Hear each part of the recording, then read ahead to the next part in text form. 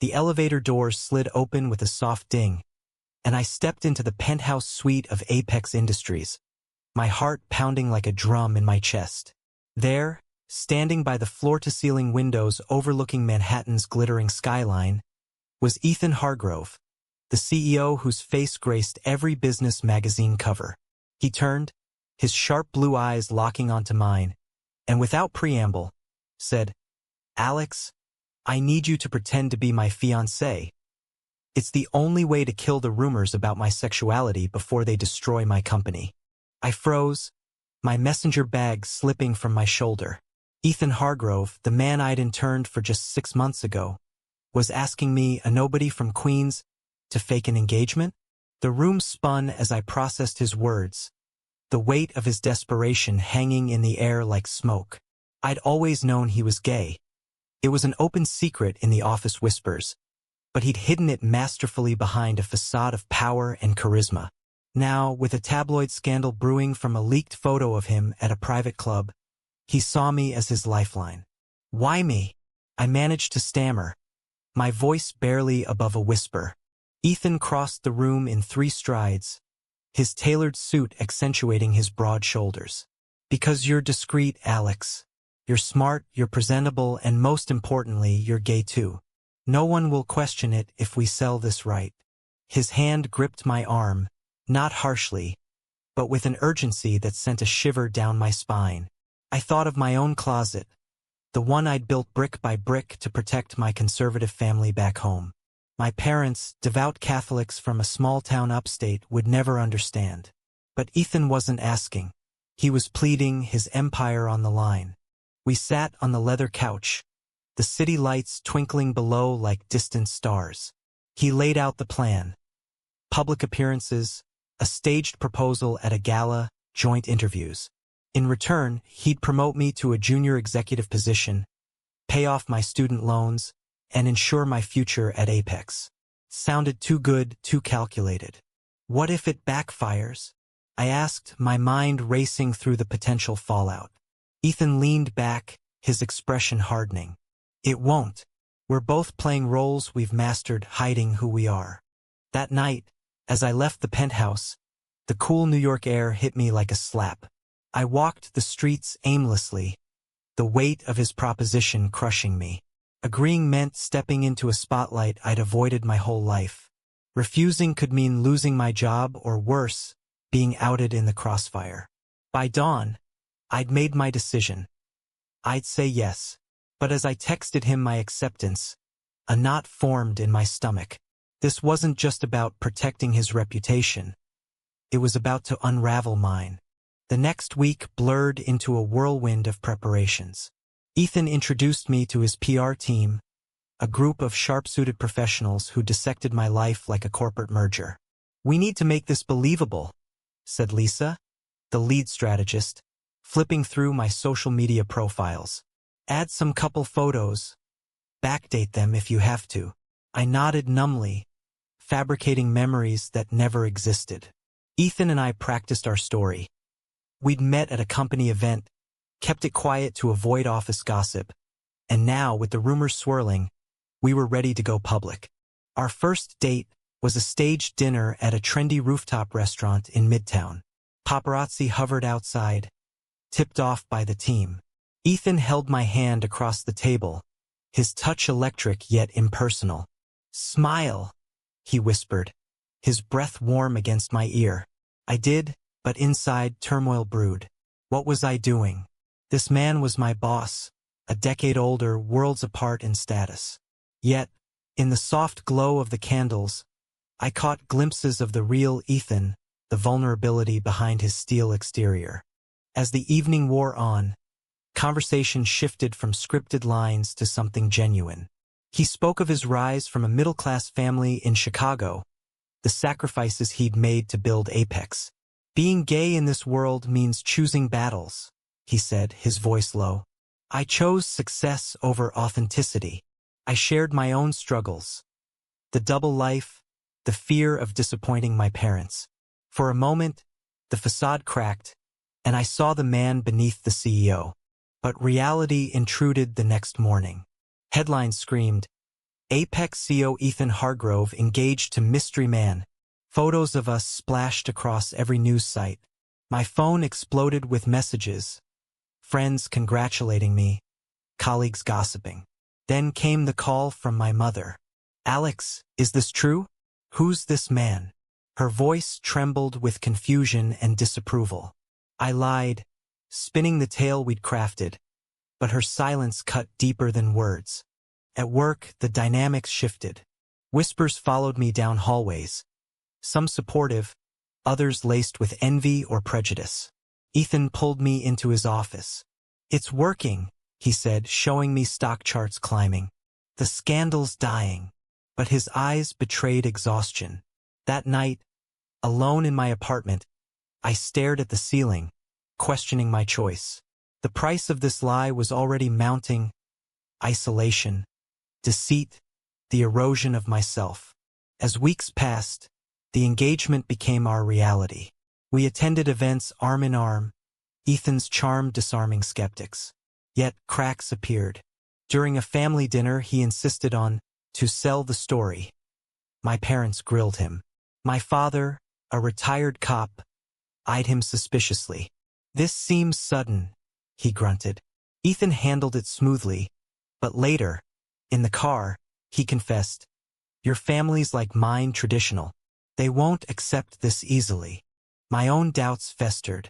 Was I falling for him or the illusion? One evening, after a gala where we danced under chandeliers, he kissed my cheek for the cameras.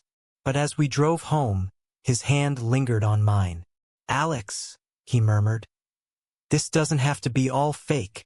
My heart raced, but fear won. "It is fake, Ethan. Remember why we're doing this." The first major conflict hit when a rival executive leaked old emails hinting at Ethan's past relationships. The press frenzy reignited. Ethan raged in his office, pacing like a caged lion. "We need to escalate, announce a wedding date." I balked. "That's too far. My life isn't a PR stunt." Our argument escalated, voices echoing off glass walls. He accused me of cowardice. I called him manipulative. In the heat, I stormed out, the engagement ring, a prop, feeling like a shackle. That night, I confided in my best friend, Jamie, the only one who knew the truth. "You're playing with fire," he warned. "What if feelings get real?" I dismissed it, but deep down I knew he was right. The line between pretense and reality was blurring, and the cost was my peace of mind. The scandal's resurgence forced us into damage control. Ethan called a press conference, his hand clasping mine under the podium as flashes blinded us. "Alex and I are in love," he declared, his voice steady. "These rumors are baseless attempts to undermine my leadership." The crowd murmured, some applauding, others skeptical. As we left, a reporter shouted, "Is this just a cover-up?" Ethan's grip tightened, but he smiled through it. Back in his penthouse, the mask slipped. He poured scotch, hands shaking. "I can't lose everything I've built." I watched him, this titan reduced to vulnerability. For the first time, I saw the human cost of his ambition. "What about what you've already lost?" I asked softly. "Friends, relationships, a real life?" He met my gaze, something unspoken passing between us. In that moment, the fake engagement felt painfully real. My family demanded answers. A weekend visit home turned into an interrogation. My mother, tears in her eyes, clutched her rosary. "This isn't you, Alex. What about God's plan?" My father paced, muttering about city influences. I defended our relationship, but each word tasted like ash. Ethan joined via video call, charming them with stories of our courtship. It worked superficially, but the rift widened. Driving back to the city, I felt unmoored, torn between loyalty to them and the pull toward Ethan. At Apex, tensions mounted. Board members questioned Ethan's focus, whispering about distractions. A key investor pulled out, citing instability. Ethan worked tirelessly, dragging me into strategy sessions. "We need to appear united," he insisted. During one late-night meeting, as others left, he pulled me close. "Thank you for this," he whispered. His breath on my neck stirred something forbidden. I pulled away, heart hammering. Don't confuse the act with reality. But confusion reigned. Social events became battlegrounds. At a charity ball, we mingled with New York's elite. A former flame of Ethan's approached, smirking. "So, this is the lucky guy?" Jealousy flared in me, unbidden. Later, Ethan confronted me in a quiet alcove. "What's wrong?" I admitted the envy, and he laughed bitterly. This is what I wanted to avoid. Real emotions complicating things. Yet his eyes held longing. The betrayal came unexpectedly. Digging into the leak's source, I discovered it was Ethan's own assistant, bribed by a competitor. Confronting Ethan, he admitted knowing but hesitating to fire her due to loyalty. "You let this happen?" I accused, feeling used. Our fight exploded, accusations flying. "You're just as fake as this engagement," I shouted. He recoiled, pain etched on his face. I left, slamming the door, the city streets swallowing my anger. Seeking solace, I visited my old neighborhood in Queens. Old friends gathered, but their questions probed too deep. "You seem different," one said. I realized the toll. Lost authenticity, strained relationships. That night, a text from Ethan, "I'm sorry. Let's talk." I ignored it, but sleep evaded me. The price of our deception was isolation. Weeks later, a turning point. Ethan invited me to his family estate in the Hamptons, ostensibly for photos. Away from the city, barriers crumbled. Walking the beach, he opened up about his youth, bullying, rejection. I built walls to survive. I shared my fears of coming out. Under the stars, our hands brushed, a spark igniting. "What if this could be real?" he asked. I hesitated, the moral quandary looming. Was this love, or Stockholm Syndrome from our lie? Returning to the city, reality crashed. My parents arrived unannounced, demanding truth. In our apartment, a shared space for show, they confronted us. "This doesn't feel right," my mother said. Ethan tried to placate, but I cracked. "It's not what you think," I blurted, tears flowing. The confession hung, unfinished. Ethan covered, but the damage was done. Doubt seated in their minds. The media caught wind of family tensions, twisting it into drama. Headlines blared, "Hargrove engagement on the rocks?" Stocks dipped again. Ethan blamed me. I blamed him. In his office, we argued fiercely. "You're ruining everything," he yelled. "No, you are. By dragging me into your mess." The words stung, revealing deeper hurts. Amid the chaos, a quiet moment. Ethan found me in the break room, exhausted. "I never meant to hurt you," he said, voice breaking. We talked honestly, peeling layers. He admitted attraction from the start. I confessed the same. But ethics clashed. Could something real emerge from deceit? The chapter closed with a decision. We'd push forward, announcing the wedding to quash rumors. But internally, war raged. The cost. Fractured family ties, eroded trust, budding feelings tainted by lies. The wedding announcement hit like a bombshell. Ethan chose a high-profile interview on national TV. Our hands intertwined as the host gushed over our fairy tale romance. "We're planning a summer ceremony," Ethan said smoothly. I smiled, but inside, panic swirled. This escalation locked us in deeper, the exit door slamming shut. Post-interview, celebrations masked turmoil. Colleagues threw a party, toasts ringing out. But whispers persisted. Convenient timing. Ethan dismissed them, but I saw the strain. That night, in his arms for a photo op, his whisper, "We can make this work." Ambiguity hung, fake or real. Family backlash intensified.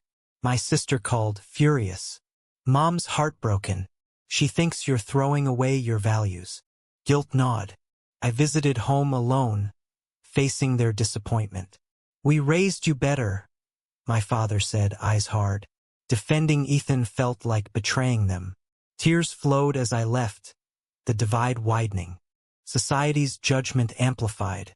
Conservative groups protested outside Apex, signs decrying moral decay. Ethan faced board pressure. Step down or fix this. He fought back, but exhaustion showed. In private, he leaned on me. "I didn't anticipate the hate," he admitted. Our conversations deepened, revealing shared pains of societal rejection. A moral crossroads emerged. A journalist offered me a deal, expose the fake for a payout. Temptation struck, freedom from the lie. But loyalty to Ethan held me back. Confronting him, I revealed the offer. "Why didn't you take it?" he asked, stunned. "Because it's not just about you anymore." Our bond strengthened, but at what cost? Betrayal struck from within. Ethan's brother, estranged and homophobic, leaked family secrets to the press. Headlines: Hargrove's hidden past, brother claims sham engagement. Chaos ensued. Ethan confronted him, a heated phone call ending in screams. "You've always hated me for who I am." The fallout: more stock drops, investor flight. In the storm's eye, we sought refuge. A weekend getaway to the mountains, no cameras. Hiking trails, Ethan opened up. "My family disowned me years ago.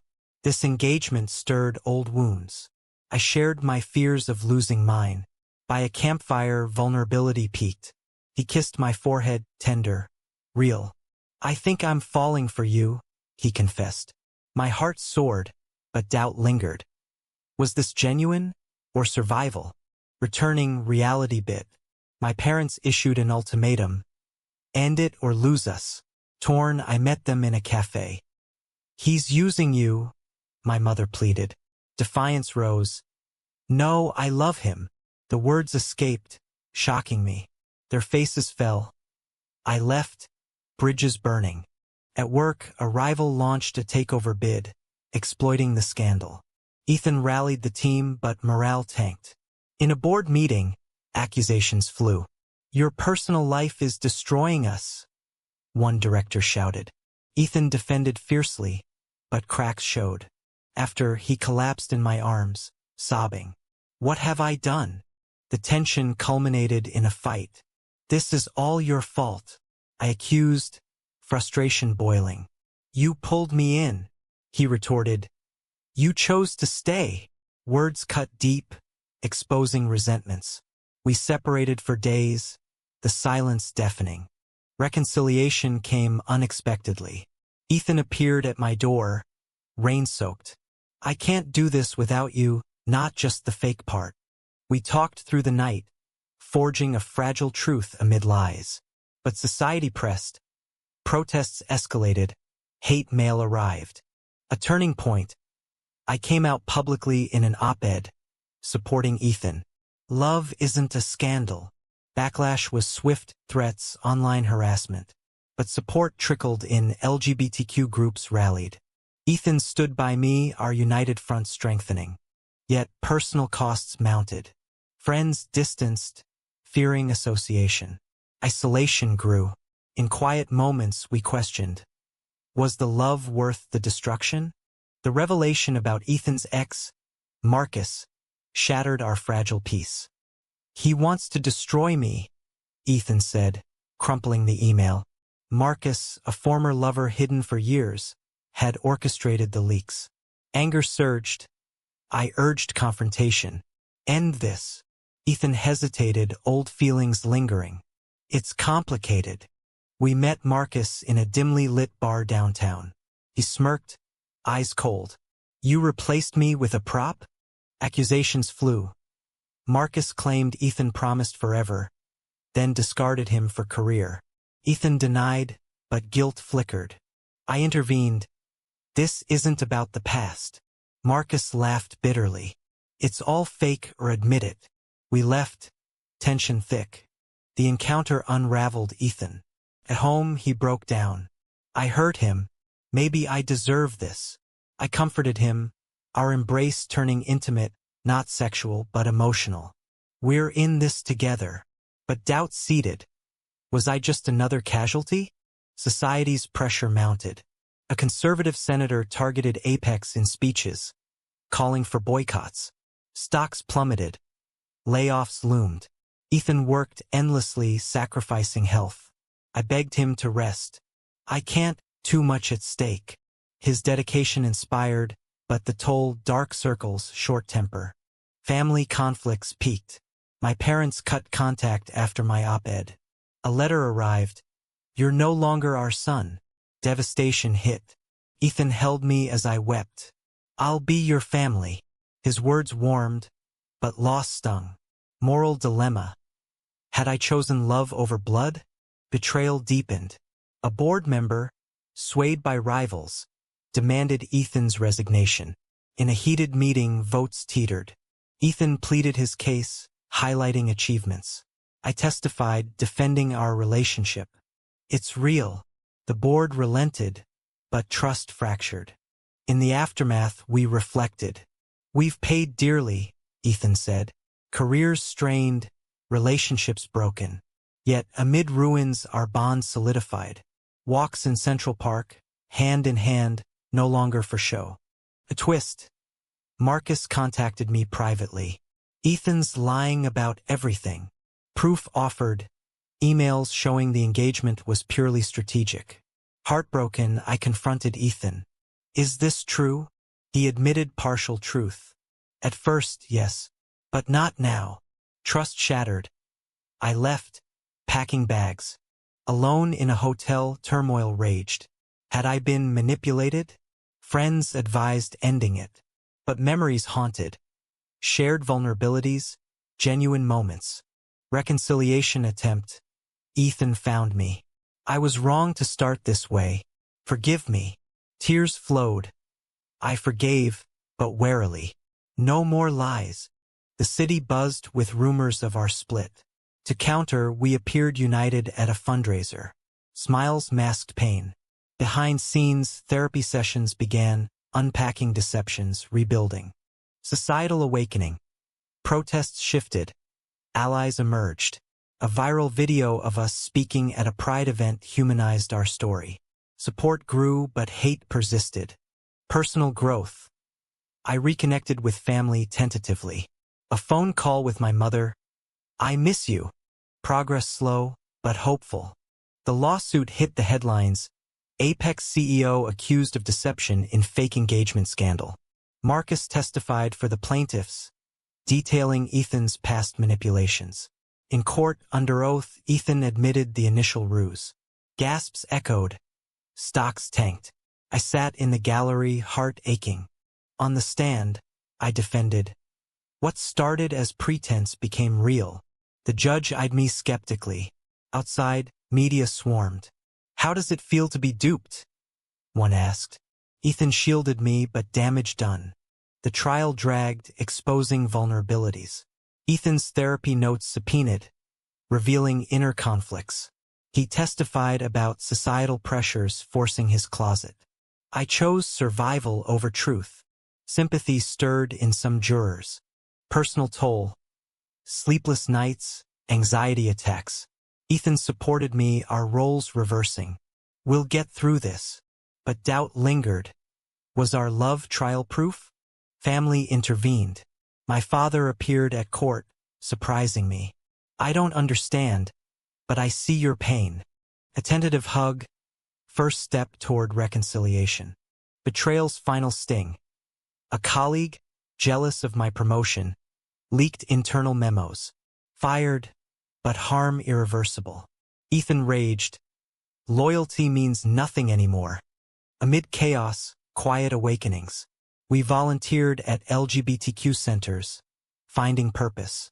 This fight's bigger than us, Ethan said. Connections formed, community embraced. The verdict. Not guilty on fraud, but reputational damage lingered. Apex survived, but scarred. Ethan considered stepping down. Maybe it's time for authenticity. Post-trial, we retreated to a cabin upstate. No distractions, just us. Conversations delved deep. Regrets, dreams. I wouldn't change meeting you, he said. Feelings reaffirmed, but scars remained. Returning societal shifts. Our story sparked debates on corporate closets, inspiring others. But backlash, death threats requiring security. Moral reflections. Had we done right? Deceit birthed truth, but at great cost. Climax built.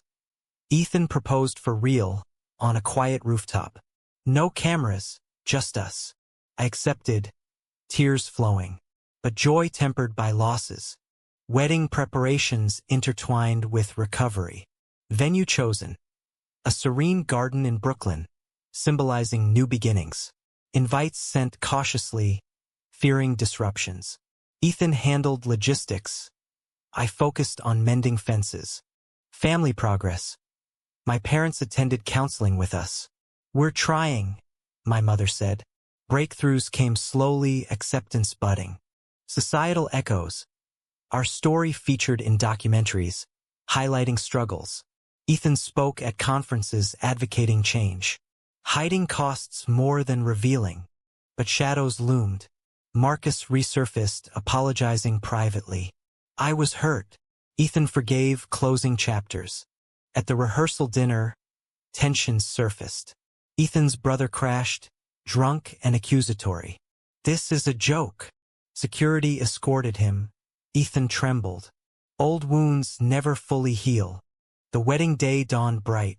Vows exchanged under blooming arches. Through lies and truths, I choose you. Guests applauded. A mix of supporters and skeptics. Honeymoon in Hawaii offered respite. Beaches, sunsets, time to reflect. We've paid dearly, Ethan mused. Careers stabilized, relationships repaired partially. Back home, normalcy attempted. But awakenings continued. Advocacy work became passion. Our pain can help others. The story culminated in quiet triumph. Love endured, forged in fire. Yet, questions remained. Was the initial deception justified? Did the ends warrant the means? In the end, was sacrificing authenticity for survival ever truly right? Or does it always demand a heavier price?